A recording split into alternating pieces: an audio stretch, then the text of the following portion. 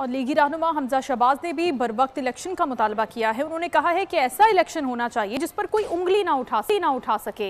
आइंदा इलेक्शन मुल्क की तकदीर का फैसला करेगा। सबको मिलकर 10 साला मुआशी मंसूबा तरतीब देना चाहिए। महंगाई ने गरीबों की नींदें हराम कर दी हैं। इनकाद के लिए, फ्री एंड फेयर इलेक्शन के लिए जो भी लवाजमात हैं, चाहे वो सेंसस है, डीलिमिटेशन है, मैं समझता हूं कि ये जो इलेक्शन होगा ये पाकिस्तान की तकदीर का फैसला करेगा।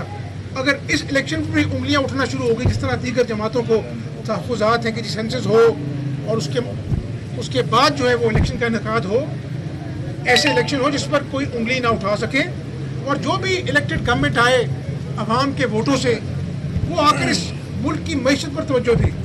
मैं जहाँ पर ये समझता हूँ कि इलेक्शन अज़हद ज़रूरी है, मैं ये भी समझता हूँ कि मईशत के लिए एक 10 साल मनसूबा भी उतना ज़रूरी है। अगर मुल्क में मुआशी अफरा तफरी होगी, अगर सोशल अनरेस्ट होगा, अगर गरीब जो है वो एहतजाज करेगा कि मेरे घर में पैसे नहीं बच्चों को खिलाने के लिए, तो फिर इलेक्शन की कहानी बहुत दूर निकल जाएगी।